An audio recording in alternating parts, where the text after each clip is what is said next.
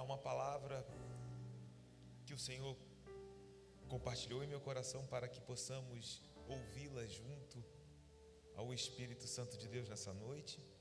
Estamos em uma conferência de adoração, uma conferência de louvor, e gostaria de te pedir você ficar de pé, pegar a sua Bíblia, abri-la no Salmo de número 116. Leremos 2 versículos. São 2 versículos muito conhecidos que introduzirão a ministração dessa noite. Mais uma vez reforçamos a nossa expressão de gratidão, Júnior, Carla, a todo o Ministério de Louvor da PIB em Cachoeiras de Macacu, aos pastores dessa casa pela confiança. E eu tenho certeza absoluta que nós vamos voltar, eu e a Bia, nós vamos voltar para casa com porções frescas dos céus, que estamos recebendo aqui junto com vocês. Estamos muito felizes. Todos encontraram o Salmo 116, o verso de número 12, como eu disse, um verso muito conhecido. Que darei ao Senhor por todos os seus benefícios para comigo. Tomarei o cálice da salvação. Diga, cálice. Diga, até transbordar. E invocarei o nome do Senhor. Feche os seus olhos. Espírito Santo, obrigado pela tua palavra, pela revelação que cremos que está reservada para essa oportunidade, para essa noite, para esse momento. Fala conosco. Confiamos na tua liderança. Continua soprando como o Senhor tem feito durante todo esse dia. E cremos que à medida que o Senhor sopra sobre nós, nós nos sentimos vivos e vivos para sempre. Assim nós oramos a Ti, Pai, com os nossos corações gratos, muito gratos, confiantes na Tua liderança e certos da nossa vitória em nome de Jesus. Amém e graças a Deus. Podeis assentar. Como eu disse, nós estamos em uma conferência de louvor e adoração. E esse texto é um texto muito conhecido, muito lido até em cultos de ações de graças, cultos de aniversários, porque fala de um momento em que o salmista se encontra dentro dos feitos do Senhor. Ele se encontra envolvido pela bondade, pela generosidade de Deus. E uma vez que ele se encontra dentro dessa atmosfera, ele percebe que uma pergunta precisa ser feita. A sua alma está clamando, porque o que ele pode fazer ao perceber que foi alcançado pela graça, pela bondade, pela misericórdia de Deus, os feitos do Senhor sobre a vida do salmista? E ele responde essa pergunta dizendo: tomarei o cálice da salvação e invocarei o nome do Senhor. O salmista se vê em um lugar onde uma resposta é necessária. Todos aqueles que são alcançados pela bondade e misericórdia do Senhor e têm os seus olhos abertos, se verão num ambiente como esse. Ele precisa responder. E entenda que se torna um gesto de louvor gerado dentro do coração daqueles que foram alcançados por essa bondade, por essa graça. É uma expressão de gratidão. Sabe, hoje nós passamos aqui um dia incrível, extraordinário, e como o nosso coração está transbordando de tudo aquilo que o Senhor fez. E é dentro desse ambiente onde nós percebemos que Ele está entre nós. A presença do Senhor está conosco. E não somente aqui neste culto, porque daqui a pouco, meu irmão, as lâmpadas vão se apagar, a liturgia vai terminar, mas a presença, o ambiente da adoração continuará transbordando de nós. Esse é o nosso chamado. E eu creio que as nossas casas transbordarão essa atmosfera celestial, porque nós temos pedido que seja na terra como é nos céus. Isso não é uma oração gentil, isso é um decreto dos céus para todos aqueles que buscam ao Senhor de todo o coração. O salmista se vê dentro desse lugar. É uma resposta em ação de graças. E a ação de graças é um gesto de louvor. Lembre, você está numa conferência de louvor. Um culto de ação de graças pode ser considerado como uma expressão de louvor. Mas algo me chama muito a atenção, porque nós estamos usando na conferência a expressão adoração e louvor. Uma conferência de louvor e adoração. Mas qual seria a diferença entre louvor e adoração? Porque os termos são usados por vezes de maneira que dialogam, até se misturam. Mas existe uma diferença entre o louvor e a adoração. Porque quando falamos da adoração, ela vem antes de qualquer gesto. Diga, gesto. A adoração está ligada aos nossos anseios mais profundos. Entenda, irmão, eu não sou um adorador porque eu toco teclado. Ou você acha que se eu perder os meus 2 braços, eu deixarei de ser um adorador?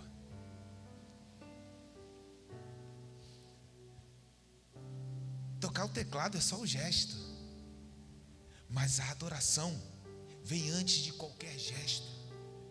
Está ligado ao seu anseio mais profundo. Porque o Senhor te criou para o ambiente da adoração. Sabe, se uma pessoa não adorar a Deus, ela tropeçará em idolatria e passará a adorar qualquer outra coisa. Sejam imagens, sejam dinheiro, sejam bens. Alguns começam a adorar a si mesmo. Há uma figura no livro de Daniel que eu percebo que podemos usar como um exemplo de alguém que anseia pelo lugar de adoração. Nabucodonosor. Nabucodonosor era um cara que não adorava a Deus. E por não conhecer o Criador dos céus e da terra, o Senhor Todo-Poderoso, ele passou a adorar a si mesmo. Ele mandou fazer uma estátua dele mesmo, e todo mundo tinha que se prostrar e adorar aquela estátua. Eu vejo em Nabucodonosor alguém que tinha um anseio, e é um anseio legítimo pela adoração. Entretanto, os seus olhos nunca foram abertos para contemplar aquele que é digno de toda adoração, o único e verdadeiro Deus. E por que isso precisa queimar em nossos corações? Porque você está aqui nessa noite e os seus olhos foram abertos. Os olhos dos nossos corações foram iluminados. Meu irmão, se Deus decidisse se esconder de você, você estava morto. Se Deus decidisse se esconder de nós, não há tecnologia no mundo e nem haverá que pudesse encontrá-lo. Não há e nem haverá ciência, mas a psicologia, nada, absolutamente nada, a matemática, a física, a química, a física quântica, nada poderia encontrá-lo, porque ele está num lugar de luz inacessível, luz impenetrável. Ninguém poderia chegar até esse lugar. E então, quando nós ainda estávamos mortos em nossos pecados, o que a Bíblia nos mostra é que o nosso Deus é um Deus que rasga esse véu de luz impenetrável e vem até nós para se revelar e nos chamar para um relacionamento com Ele. Cara, isso precisa afetar a nossa vida. Isso precisa transformar a nossa jornada. Biblicamente, a adoração é um encontro com o Santo. É estar diante dEle. É uma resposta ao encontro com a majestade, beleza do nosso Senhor. Ele é belo, cara. E há tanta beleza em Jesus. Há tanto para conhecermos dele.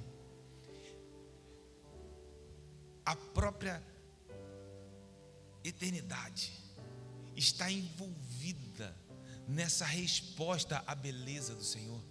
Quando eu olho para o livro de Isaías, o livro de Apocalipse, falando sobre seres declarando a santidade do Senhor, Apocalipse diz que eles adoram dia e noite, noite e dia, e não há descanso. Mas você acha que tem alguém ali com um chicote? Cantem! Santos, santos, por toda a eternidade. Você sabe que não. Então por que eles não param?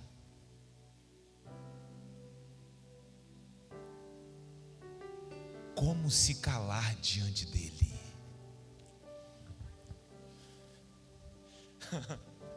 Como parar e ficar no meio do caminho, quando a beleza dele foi revelada a nós? Meu irmão, nós não vamos ficar pelo meio do caminho. Você não vai ficar pelo meio do caminho, nós não vamos parar. Porque quando nós olhamos para ele, há um chamado, a adoração como uma chama de ignição. Sabe quando você vira a chave e ali é a combustão? É a revelação da face de Deus que acende essa chama dentro do seu coração. E então nós adoramos a ele, nós declaramos quem ele é. E uma vez que você o vê, que você tem os olhos do seu coração iluminados, e isso, meu amigo, é um milagre, porque é o Espírito que te revela. Nesse lugar, quando esse milagre acontece dentro de nós, a chama da adoração acende. E aí, os gestos vão ser diferentes. Tem um que vai correr, mas tem aquele que fica lá no cantinho assim, ó. Tem um que grita. Tem um que se joga no chão. Tem o outro que levanta a mão. Tem um que começa a rir, o outro chora. Aí você vai falar, mas o que é isso? É porque os gestos são diferentes, mas a chama é a mesma.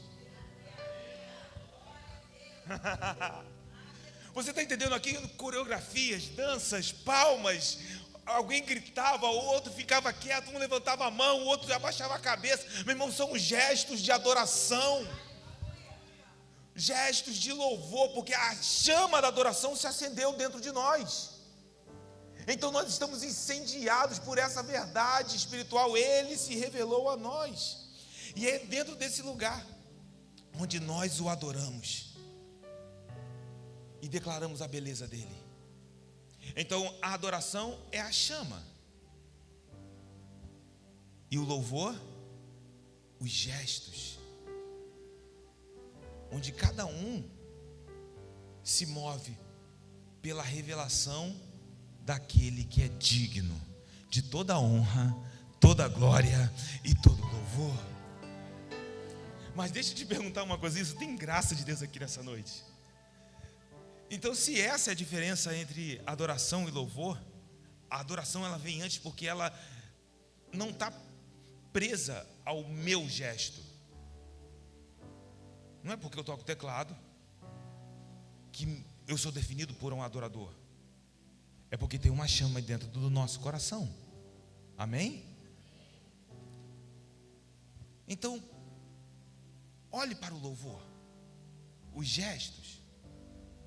E eu queria te fazer uma pergunta: onde a palavra louvor aparece pela primeira vez na Bíblia? Alguém tem alguma ideia? Eu vou dar um contexto para vocês. É no contexto de um casamento. E eu queria que você entendesse isso, porque um casamento é um momento muito especial para a noiva. Não é verdade? A noiva parece que está vivendo o casamento, sabe, aquele dia, antes mesmo de chegar. Ela está pensando na decoração, ela está pensando na roupa dos padrinhos, ela está pensando na festa, está pensando nas flores, ela está pensando na comida, ela está pensando na recepção, ela está pensando nas fotos, ela está pensando em tudo, ela está pensando no vestido. Ah, não, porque o fitilho da mesa tem que ser dourado, mas é só um fitilho assim. Aí alguém diz, não pode ser prata. Ela, não, tem que ser dourado. E alguém diz, mas ninguém vai ver. Não, dourado. Aí a gravata dos padrinhos tem que ser azul royal. Sabe aquele padrinho que vem e aí a gravata é aquele tomzinho diferente? Aí a pessoa olha assim, ele não sabia, ele não está vendo que aquilo ali não é azul royal? Não é? Mas por quê? Porque ela está pensando nos detalhes. Uma noiva pensa dessa forma. Ela está vivendo aquele casamento antes. E quando chega o dia do casamento, a cor do fitilho é dourado. A gravata dos padrinhos, azul. Tudo está acontecendo. E aquele momento é um momento muito especial, porque ela planejou, ela sonhou, ela vislumbrou aquele dia e agora tudo acontecendo. Ela vai sair dali, Júnior, para viver a sua vida, o restante da sua vida do lado daquele que era o seu noivo e agora será o seu marido. Será a sua primeira noite de núpcias. E eu não sei, lá em casa, a Bia costuma acordar primeiro do que eu. E aí eu penso, sabe, na noiva ali, acordando, já esposa, e olhando para o seu marido. Ah, o meu amado, vou viver do lado dele agora toda a minha vida. Jefferson, segura aqui rapidinho. Só que o marido acorda, ele olha e diz: espera aí, não era você, era sua irmã. Você sabe de quem eu estou falando? De quem eu estou falando? De Jacó e Lia. Pode vir, continua comigo. E se eu te disser que é nesse contexto que a palavra louvor aparece pela primeira vez na Bíblia? Aí você fala, que é isso, Zeca? Porque o que vai acontecer é que Jacó se levanta e vai até o seu sogro Labão e ele vai dizer assim, olha, tem alguma coisa errada. Eu trabalhei 14 anos, eu trabalhei 7 anos para me casar com Raquel. Abra a tua Bíblia em Gênesis capítulo de número 29. E nós sabemos que Jacó trabalhou 14 anos para se casar com Raquel, mas a cronologia é muito importante para nós. Olhe Gênesis 29, o verso de número 27. Labão faz uma proposta, porque ele diz, olha, não, aqui é diferente, o nosso costume é dar primeiro a filha mais velha. Mas eu tenho uma proposta para você, Jacó. Diga, Labão, verso de número 27. Decorrida a semana desta, a semana de quem? De Lia. Decorrida a semana de Lia, dar-te-emos também a outra, pelo trabalho de mais 7 anos, que, o quê? Ainda, ali, vou pegar na versão de vocês ali, ó, pelo serviço que ainda outros 7 anos servires comigo. Então qual é a cronologia? Jacó trabalhou 7 anos, se casou com Lia.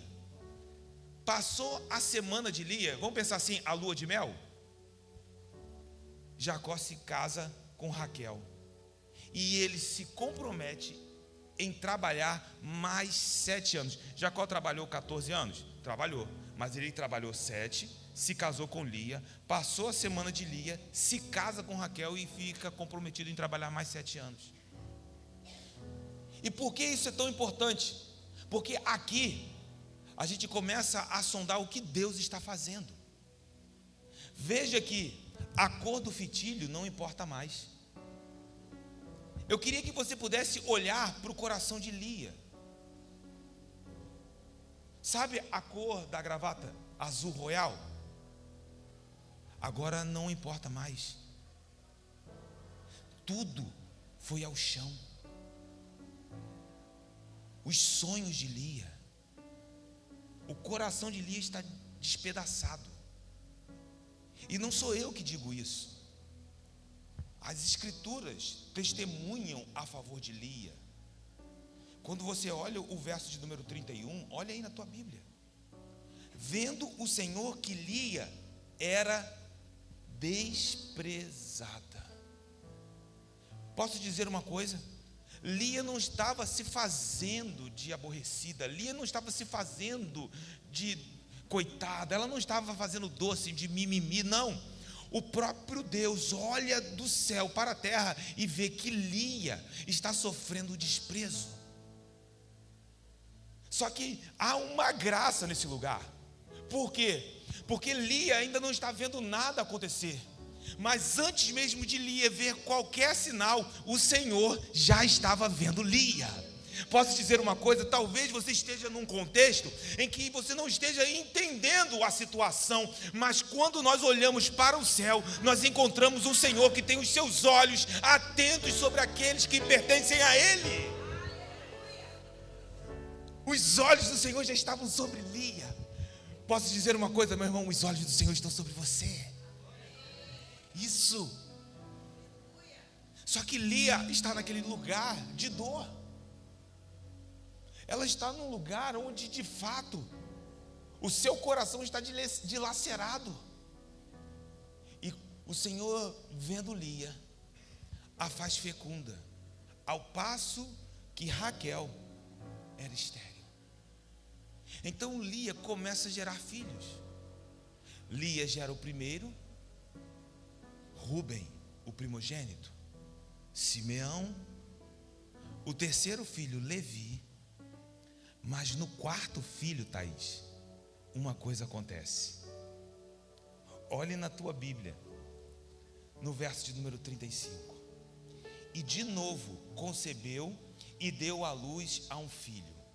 E então disse: esta vez louvarei o Senhor.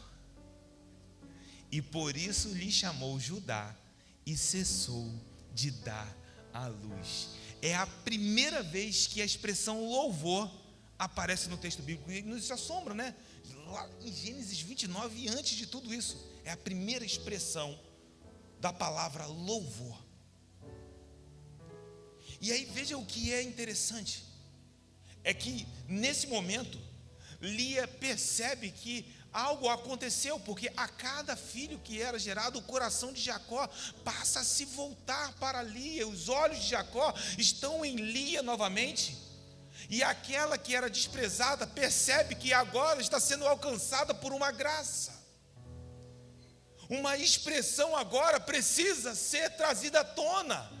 Porque lembra do Salmo 116? O que darei eu ao Senhor por todos os benefícios que Ele tem me feito?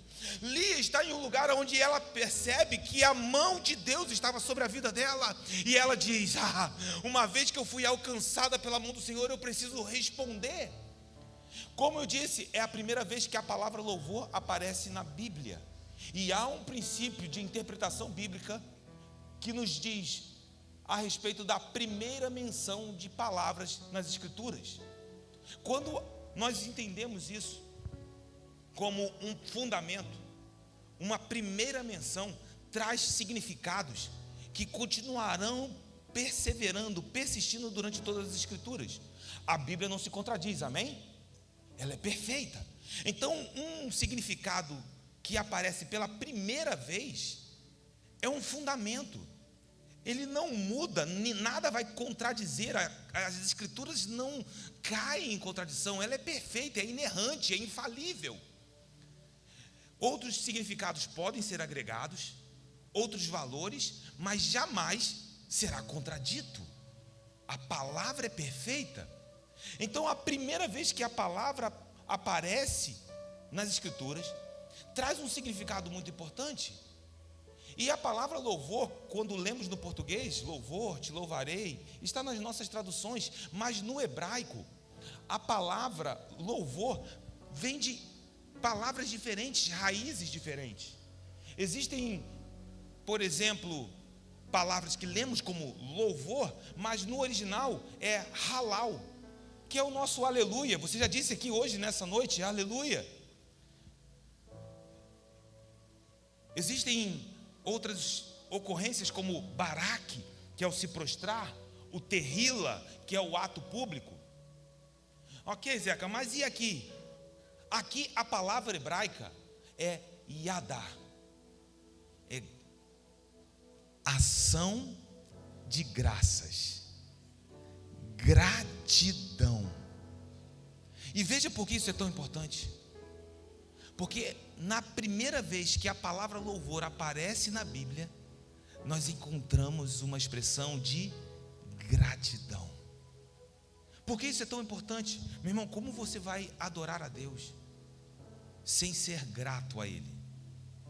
Você consegue imaginar isso? Vou cantar uma canção para o Senhor, mas eu não sou grato. Não fecha. Adoração sem gratidão não encaixa. Então, num primeiro lugar, numa primeira menção, quando nós encontramos uma expressão de louvor, nós encontramos gratidão. Lia ainda não conseguia entender o que estava para acontecer, porque 10 gerações após Lia, de Judá, vai nascer Davi. E eu estou falando de um rei que foi alguém que mudou a história da nação de Israel. Davi traz a arca da aliança para Jerusalém. Davi institui um modelo de adoração à frente do seu tempo. Davi é alguém que sabe o que está escrito na lei. Ele sabia que no tabernáculo de Moisés tinha um véu que separava o lugar santo do lugar santíssimo. Mas no tabernáculo de Davi é completamente diferente, porque no tabernáculo de Davi não tinha véu. Você já parou para pensar nisso? Peraí, mas como assim? Davi, lá em Moisés tem véu. Não, mas aqui é diferente. Mas como assim? Eu não sei, eu sei o que o Senhor deseja. Mas então o que nós vamos fazer? Coloquem os músicos ao redor da arca. Posicione os cantores ao redor da arca. Comecem a declarar, porque o Senhor é bom e a sua misericórdia dura para sempre. Tá ok, Davi, eles começam a adorar. E quando que a gente para? Não para. É 24/7. 24 horas por dia, 7 dias por semana. Turnos de sacerdotes, de levitas, de músicos e de cantores adorando ao Senhor, porque Davi entendeu como é no céu, e a nossa oração é que também seja na terra. Meu irmão, o que Davi está vendo é algo à frente do seu tempo, porque ele estava vendo um vislumbre de algo que nós estamos experimentando aqui nessa noite. Nós vamos sair daqui e essa adoração ela continuará fluindo através de nós para a glória do nome do nosso Deus. Agora preste atenção. Que coisa linda. De onde surgiu? De um lugar improvável, de uma mulher que estava sendo desprezada, onde ninguém esperava uma possibilidade. E aqui nós percebemos que Deus ele chama improváveis. Ele chama aqueles que ninguém espera. Ele faz daqueles que não são para confundir os que são.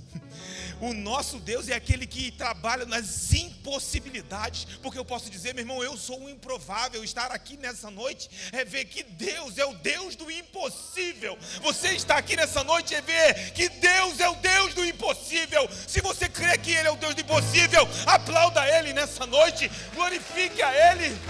De um lugar de desprezo, de um lugar de impossibilidades, Deus traz à tona uma estação à frente do tempo da própria nação de Israel. Mas eu quero te dizer algo para queimar o teu coração. Se 10 gerações após Judá nasceu Davi, que fez tudo isso, 28 gerações após Davi vai nascer o leão. 28 gerações, de um lugar de desprezo, de impossibilidades, vai nascer o leão da tribo de Jé. Aplauda ele, meu irmão. É o nosso Jesus. Carla, de um lugar de impossibilidades. Talvez você esteja aqui nessa noite e eu quero te dizer, meu irmão, Deus não trabalha com a nossa lógica. Na verdade, as promessas de Deus desafiam a nossa lógica. As promessas de Deus desafiam a nossa realidade, desafiam as nossas condições. Por quê? Porque quando se cumprem, a gente tem que dizer: só podia ser o Senhor. Num lugar de impossibilidade, Lia foi alcançada pela graça. E quando ela percebeu que ela foi alcançada pela graça, só havia uma resposta.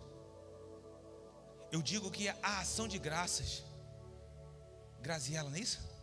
É uma resposta inevitável. Como assim uma resposta inevitável? Quando você tem fome, a resposta inevitável é o quê? Comer. Adianta te dar um copo d'água? Não. Adianta te mandar dormir? Não. Porque a resposta inevitável para a fome é comer. Mas se você está com sono, adianta botar um prato de comida na tua frente? Não. Eu sei que tem uns caras que comem de olho... Sabe aquele cara que você diz assim, e come de olho fechado? Mas o prato de comida resolve o sono dele? Não, por quê? Porque a resposta inevitável para o sono é o quê? Dormir. A ação de graças é uma resposta inevitável. Porque quando você percebe que você foi alcançado pela graça, e meu irmão, eu vou dizer, tem pessoas aqui que foram alcançadas pela graça. Todos nós que estamos isso.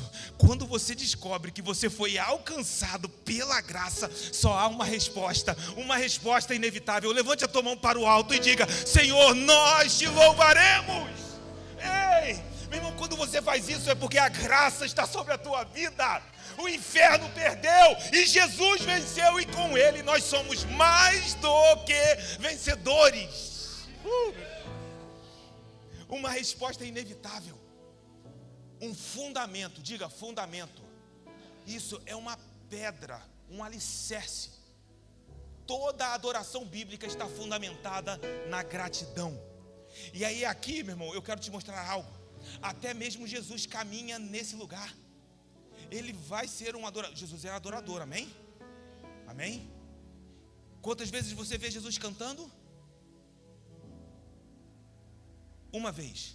Os evangelhos de Mateus e Marcos nos dizem que uma vez ele canta após a última ceia. Provavelmente ele cantou um salmo de Halel, porque era semana de Páscoa. Então ele deve ter cantado um desses salmos que eram cantados no período de Páscoa, e o texto diz que eles saíram.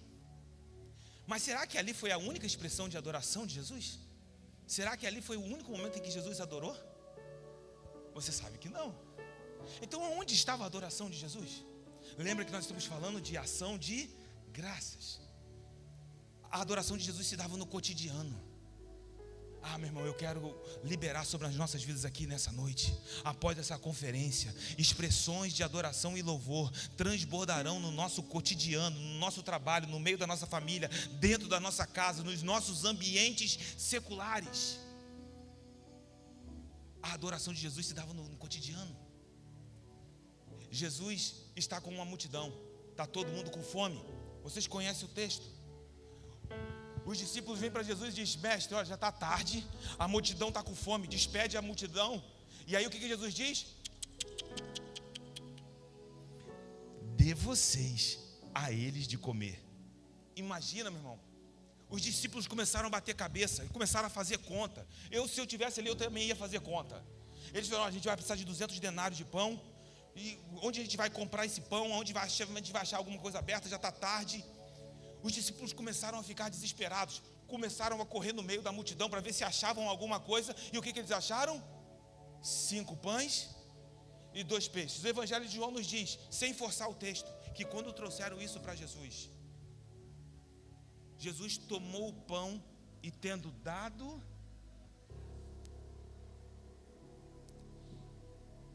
obrigado, gratidão. Meu irmão, isso tem sido uma pedra angular para a minha jornada. Eu também tenho dias difíceis, mas eu tenho aprendido a ser grato a Deus nas coisas mais simples. 5 pães.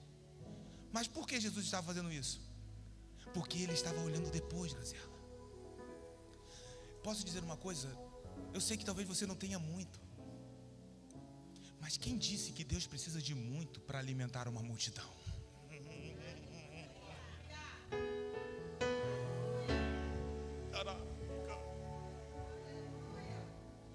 Quem disse? Talvez você esteja aqui, meu irmão, e você diz: cara, Zeca, eu só tenho 5 pães e 2 peixes. Será que você é capaz de levantar isso que você tem hoje nas mãos e dizer: Pai, obrigado? Porque eu te garanto, meu irmão, que se você levantar o que você tem hoje nas mãos e dizer: Pai, obrigado, se prepare, porque você está sendo chamado para alimentar multidões. Talvez você olhe e diga: Zeca, mas a minha família está uma bagunça. Mas você tem uma família. Levante, mãe, os teus filhos e diga: Pai, obrigado. Esposa, levante o teu marido e diga: obrigado. Maridos, levante a tua esposa e diga: Pai, obrigado. Porque a tua casa é uma bênção, e nesse lugar se prepare, porque a tua casa alimentará multidões.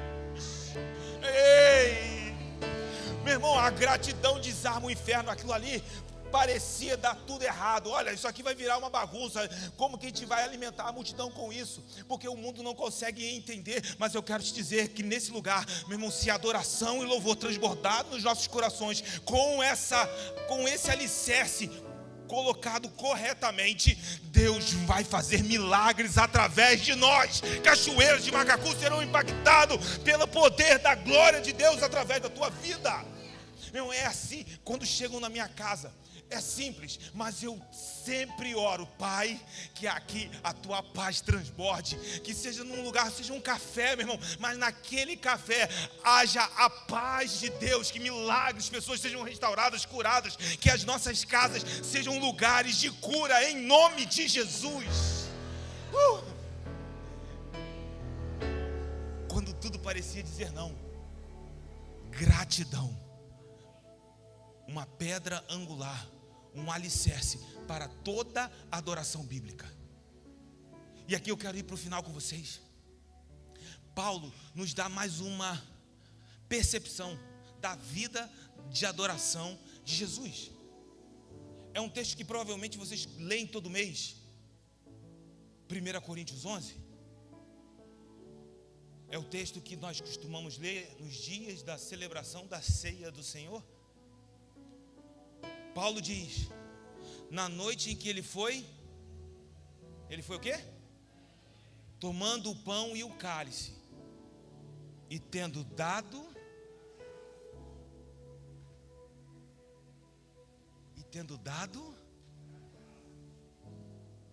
peraí,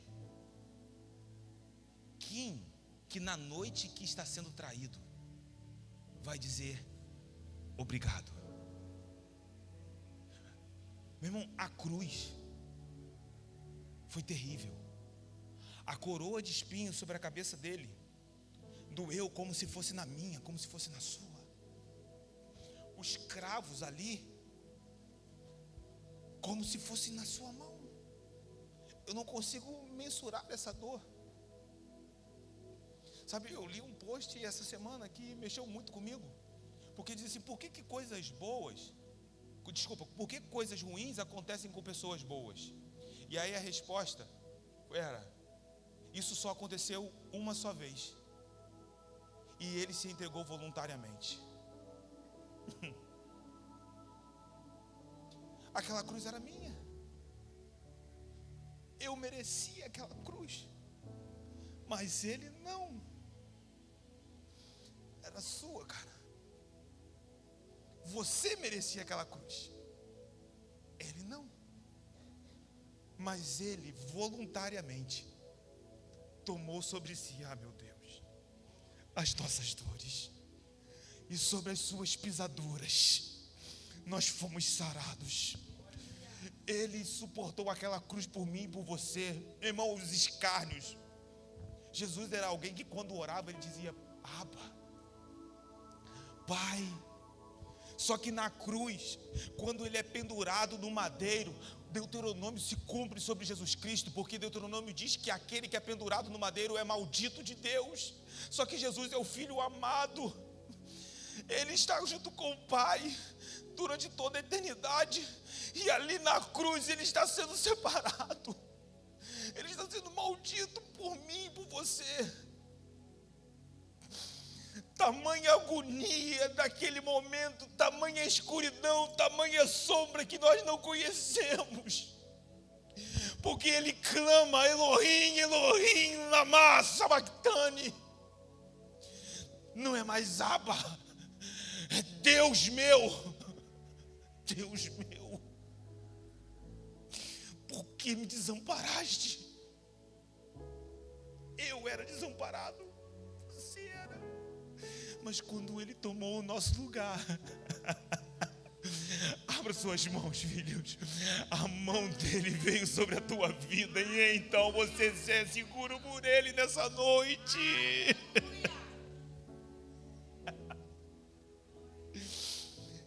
E aí você vai dizer: mas então por que ele está dando graças? Se ele vai ser chicoteado, se ele vai ser esbofeteado, pendurado no madeiro, se ele vai morrer? Porque o diabo estava vendo a cruz, mas ele podia ver depois da cruz. E depois da cruz havia uma recompensa, havia uma alegria que lhe fora proposta. E que alegria era essa? Não era glória, porque ele já era glorificado de eternidade em eternidade. Ele já era o Filho adorado. Ele já era entronizado. Mas então o que estava fora do lugar? O que ele viu depois da cruz? Se não foi glória, se não foi trono, porque tudo isso ele já tinha, o que ele viu depois da cruz?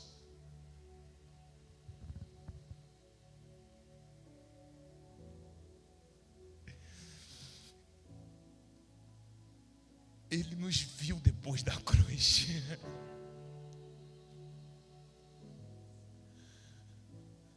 E então, Lucas nos dá a última expressão de Jesus. Porque ele clama: Deus meu,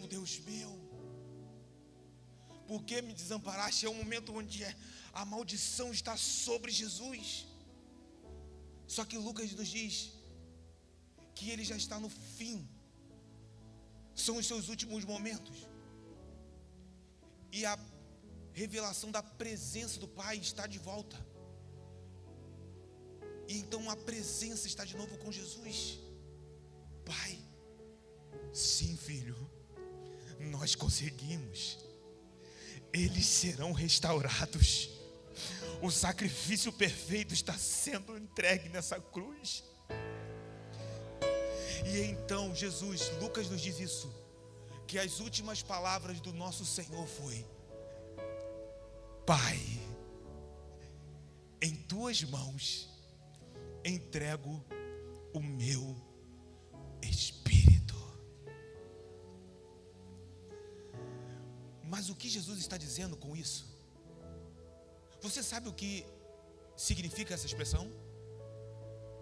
Abra a tua Bíblia no Salmo 31, no verso de número 5. Coloca para mim aqui no Data Show, obrigado. Só a parte A. Olha o que o texto diz.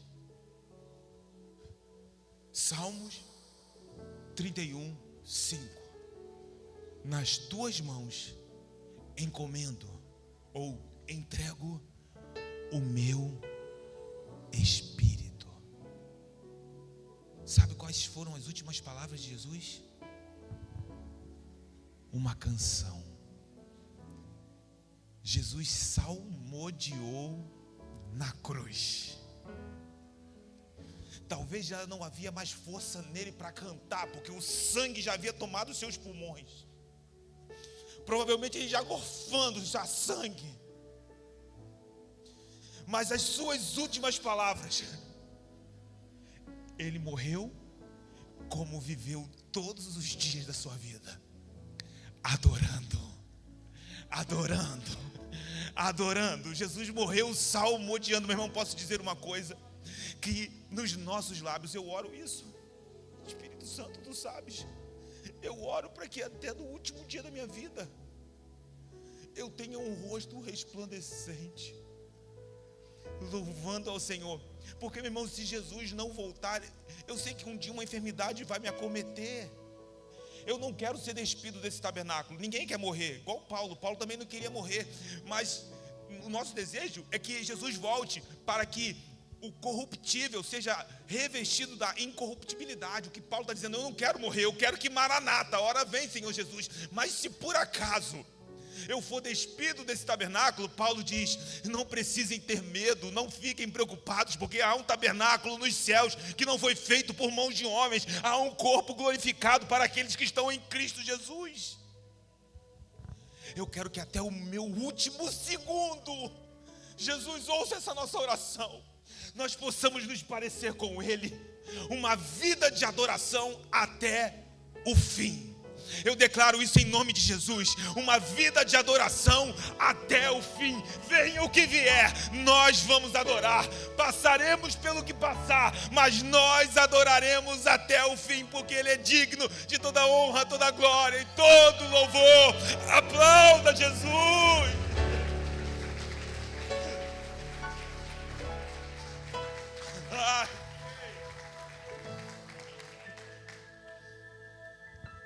Veja que glorioso. E aqui nós fechamos. Onde tudo isso começou? Num lugar improvável, lá em Lia. E às vezes a gente olha assim: mas a mulher do coração de Jacó era Raquel. Não. Olhe em Gênesis capítulo de número 49. Jacó está nos seus últimos dias, seus últimos momentos. Ele reúne os seus filhos, ele abençoa os seus filhos, e ele expressa então o seu desejo. Gênesis 49, verso de número 29. Depois da bênção, lhes ordenou dizendo: eu me reúno ao meu povo. Ele está dizendo: eu vou morrer. Sepultai-me com meus pais. Ele está dizendo: sepultem-me juntamente com Abraão e Isaque, na caverna que está no campo de Efron, o Eteu. Verso de número 30. Na caverna que está no campo de Macpela, fronteiro a Manre, na terra de Canaã, a qual Abraão comprou de Efron com aquele campo em posse de sepultura. Agora olhe para esse versículo, verso de número 31. Ali sepultaram Abraão e Sara. Diga: Abraão e Sara. Ali naquela mesma caverna, naquele mesmo lugar, sepultaram Isaque e Rebeca. Diga: Isaque e Rebeca. E ali eu sepultei Lia. O que Jacó está dizendo? Não me sepultem do lado de Raquel, me sepultem do lado de Lia. Da mesma maneira que Sara foi honrada, da mesma maneira que Rebeca foi honrada, eu honro Lia. No final da vida, meu Deus, Lia estava ali naquele lugar. Olha, eu nunca podia imaginar isso. Mas as escrituras estão aqui para testemunhar eternamente. Me sepultem do lado de Lia. Ela era a mulher da promessa. Não há tempo de a gente entrar nisso agora. Mas ali nós percebemos que de um lugar improvável, Deus está gerando milagres extraordinários. Talvez você esteja aqui nessa noite e posso dizer: você tem 5 pães e 2 peixes. Eu não estou te dizendo que você tem muito, mano, eu estou dizendo que você tem pouco. Só que eu quero dizer isso olhando para as escrituras. Se você for capaz de levantar o que você tem hoje nas mãos e disser ao Pai: obrigado, eu te louvo, graças eu te dou. Se prepare para alimentar multidões. Talvez você se sinta pequeno, mas é exatamente nesse lugar que Deus está dizendo: tuas mãos não estão vazias. Pode ser só numa semente, entende, filho? Mas no DNA de uma semente já existe uma árvore e frutos. Você pode se colocar sobre os seus pés? Nós não poderíamos terminar essa noite, meu Deus. Nós não poderíamos terminar essa noite, cara, em outro lugar a não ser, Carla, dizendo: Pai, obrigado. Porque isso, biblicamente, é um fundamento da adoração. Sem forçar o texto, não precisa, está lá, está nas escrituras. Apenas o Espírito está soprando sobre nós aqui nessa noite. E eu quero orar com você. Por quê? Porque daqui a pouco as lâmpadas se apagam. Mas essa atmosfera, ela continuará fluindo. Talvez você diga: Zeca, eu quero avançar nesse lugar da adoração. Eu quero que isso se torne uma atmosfera dentro da minha casa. Cara, eu estou orando, estou falando com vocês aqui de todo o meu coração. Essa tem sido a minha oração dentro da minha família. Eu não estou dizendo que eu sou um marido perfeito, eu não estou dizendo isso. Mas Deus sabe quanto que eu tenho pedido a Ele: Senhor, faça do meu casamento um altar de adoração a Ti. Sabe, eu tenho irmãos que estão afastados, cara, eu oro por eles. Eu levanto eles como 5 pães e 2 peixes. Eu estou muito feliz de estar aqui com vocês, porque eu sei que essa palavra vai produzir frutos lindos na vida de vocês. Eu sei disso. Mas eu não posso sair daqui e voltar para a nossa casa sem orar com você. Talvez você tenha 5 pães e 2 peixes para levantar nessa noite. Não, eu quero ser intencional. Eu sei o que o Espírito está dizendo. Você só tem 5 pães e 2 peixes. Mas hoje você quer levantar isso de uma maneira como você nunca levantou. Às vezes você fala: Senhor, eu preciso disso. Não, Deus está dizendo: já está aí. Está nas tuas mãos.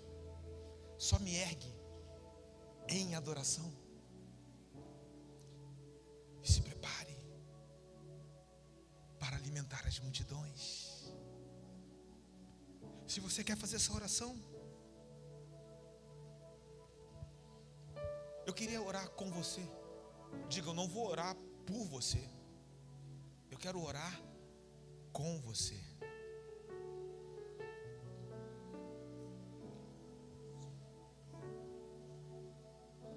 Eu quero orar com você, porque eu também estou numa estação de 5 pães e 2 peixes. Mas eu estou tão feliz.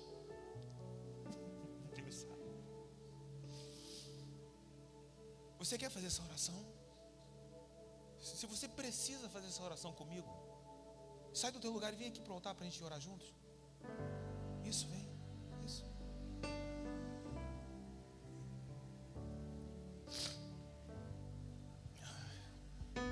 Isso, se aproxime do altar. E assim nós estamos no lugar certo para terminar essa noite.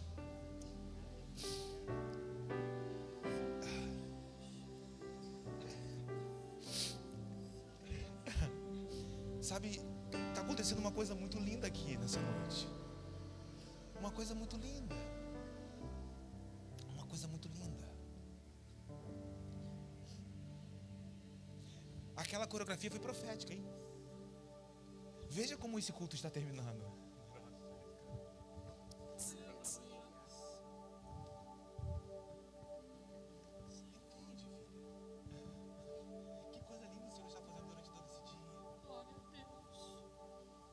São 5 pães e 2 peixes, mas nós vamos alimentar multidões. E nós ouviremos os testemunhos, porque esses testemunhos, filho, é para a glória do nome dele. Aleluia. Coloque a tua mão sobre o teu coração. Senhor, muito obrigado. Graças nós te damos, Jesus, por esse dia na tua presença. Obrigado, Jesus, por ter suportado aquela cruz por nós.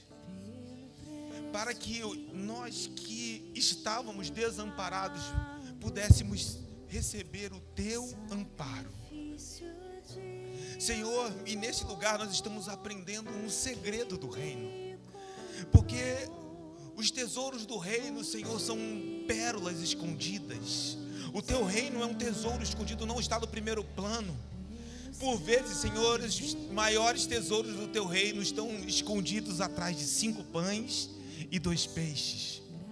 Os teus filhos, ó Deus, que querem que essa atmosfera, eles estão aqui, eles estão sentindo paz, eles estão sentindo alegria, eles estão sentindo segurança, e isso é uma revelação do teu reino, porque, meu Pai, no homem não há segurança alguma, nas forças humanas não há segurança, mas em Ti encontramos a rocha que não será removida.